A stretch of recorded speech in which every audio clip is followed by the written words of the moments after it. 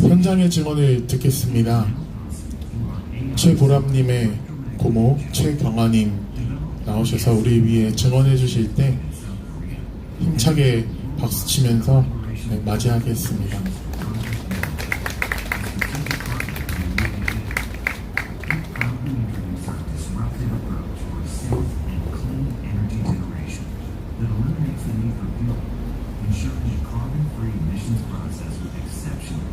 연일 무더운 날씨임에도 불구하고 이 자리에 저희 아이들을 추모하기 위해 참석해 주신 여러분들께 우선 감사의 말씀을 드립니다.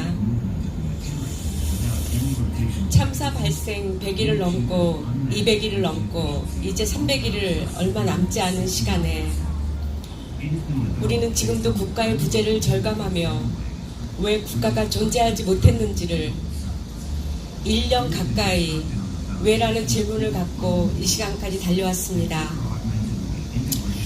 우리가 달려가는 길목에서 늘 저희들을 노심초사 지켜보신 그리스도인 모임 성도님들과 간절한 기도가 있었다는 걸 모르지 않습니다.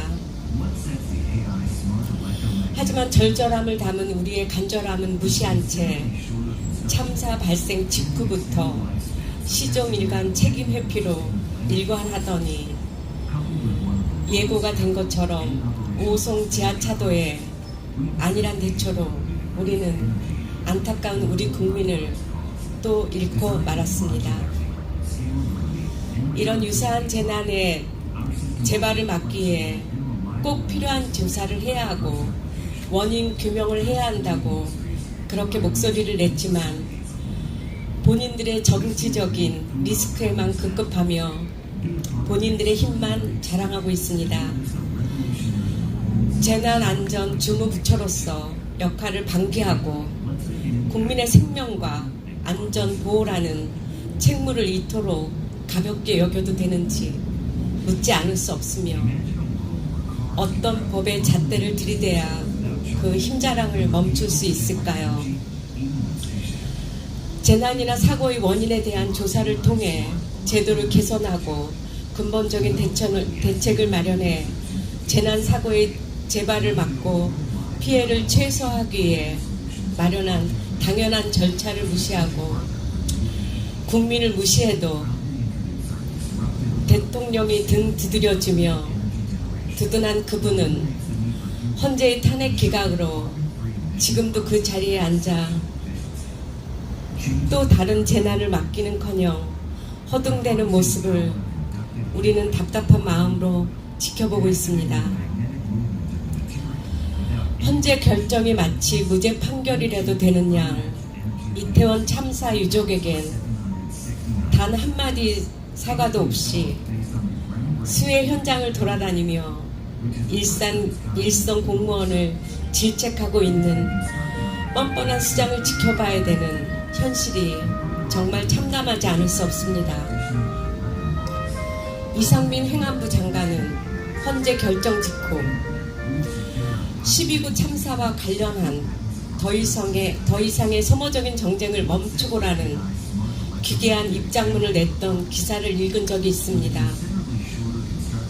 이태원 참사의 진상규명과 책임자 처벌을 요구하는 유족과 시민사회의 정당한 주장을 소모적인 정쟁으로 깎아내린 그의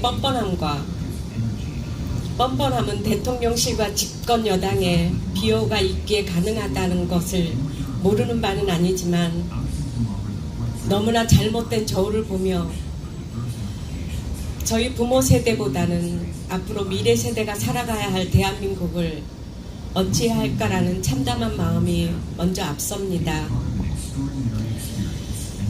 어느 프랑스 정치가는 강요직을 제안받았을 때 차관이 책임지는 조건이라야만 장관직을 수행하겠다는 조건을 제안했다고 합니다. 장관이 책임지지 않는다면 결국은 돌고 돌아 문지기가 책임져야 하는 사태에 이를 수밖에 없습니다. 하지만 이태원 사고의 책임을 오로지 죽은 이들에게 돌리는 이 정부는 탄핵 기각 사유를 피청구인의 재난 대응 방식이 정부 정책과 행정 대통령에 대한 공적 신뢰를 현저히 해야 할 정도였다고 평가하기는 어렵다였습니다. 잘못된 것을 잘못됐다고 말하지 않는 건 살아있는 자들이 할 수 있는 일이 아닙니다.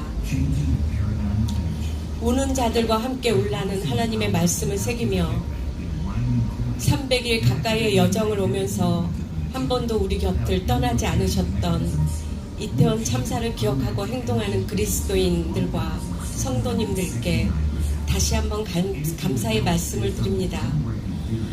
앞으로도 우리가 설사 지쳐할지라도 우리와 함께 해주셔서 하나님의 살아 역사하심을 증거로 보여주시기를 바라며 지금이라도 잘못된 단추를 바로 채우고 진리가 너희를 자유케 하리라는 하나님의 말씀처럼 그들도 자유한 인생을 살기를 바라봅니다. 감사합니다.